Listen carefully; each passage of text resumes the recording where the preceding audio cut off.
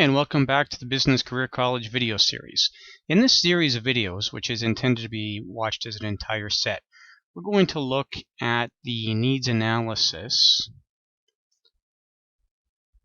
And we're going to break this down a little bit. We're going to look at needs analysis for life insurance. And I'm going to go into a little bit more depth here than what you might have seen elsewhere, including in some of my other videos where I do a fairly simple version of the needs analysis for life insurance. This, by the way, is not intended for students who are pursuing the LLQP, although certainly after you're done your LLQP, you might find this useful. This is also going to help us with disability insurance.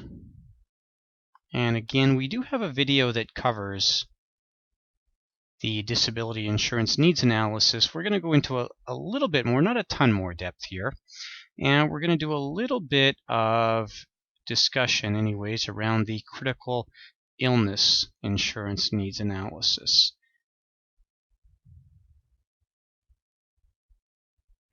So just as a matter of review here, we're going to look at the basic needs analysis that we generally see used. And in the basic needs analysis that we usually run into, and this is based on some work that was done at the American College in the which is primarily a financial services educational institution based out of Bryn Mawr, Pennsylvania. And this institution is where a lot of the technical knowledge that we have around insurance really originates from. It's where the CLU, for those that know that program, originates. So what happens around the traditional life insurance needs analysis is we're going to form some sort of a capitalization of income, where basically we say we've got an income earner and our income earner makes, just for the sake of argument, $50,000 a year, and we maybe assume a 4% discount rate. That is, we say if this person died, we would be able to get a 4% return on some principal that's left behind, and this just results in us doing a little bit of division here. This would require then $1 million death benefit, just $50,000 divided by 4%. Sorry, let me fix that. That's $1,250,000. And basically we would say here, hey, if you had $1,250,000 available at death, or if your survivors did, obviously, they would be able to invest that, get a 4% return, and they would replace that $50,000 of income that they're used to seeing from you, and they would replace that for the rest of your life. And once you're done that, then you would add in any debts. So this is what we might refer to as an income-based approach. And it's a simple enough approach and very easy to understand. The problem here is that it may not actually be the best way to do this. So what we've seen then is the development of some needs-based approaches. And in these needs-based approaches, we would do something very similar here, but we start off with a little bit more of a robust discussion where we would say, okay, if you died today and you leave behind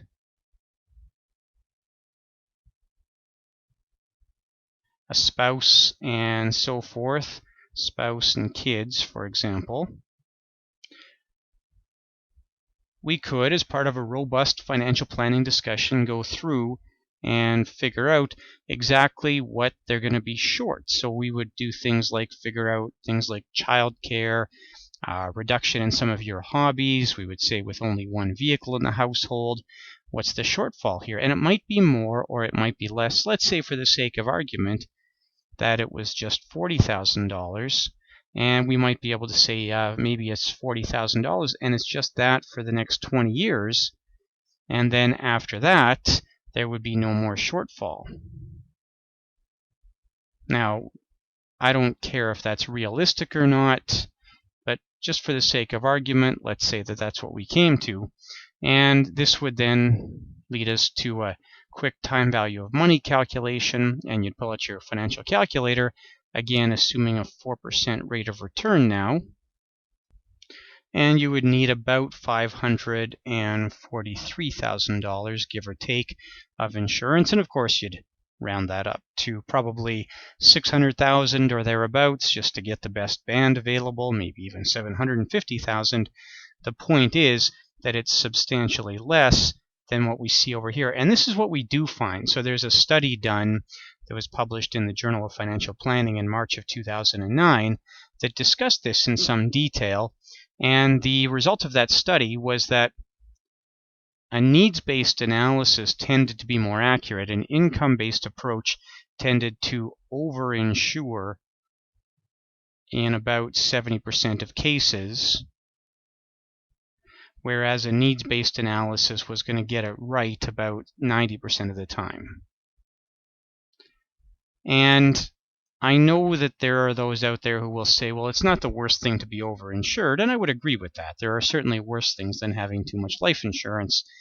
But if we assume that our clients have finite financial resources, and that whatever financial resources don't go towards life insurance, go towards some other financial goal, then really we should be trying to get it right. We should be trying to put the right amount of insurance in place. I'm not necessarily saying that this is the right amount of insurance, at least not yet. We're going to come back over the course of the next few videos and explore this further. So we can use this very basic approach and probably create no harm for the client, except that they're spending more money than they need to. And we probably are going to rail against that in other components of their financial plan, whereas maybe doing it this way, when we say, you know what, we're going to use this needs-based approach, maybe here we end up with a more precise number, and we free up some dollars to be used elsewhere. So we're going to delve into this needs-based approach a little bit more.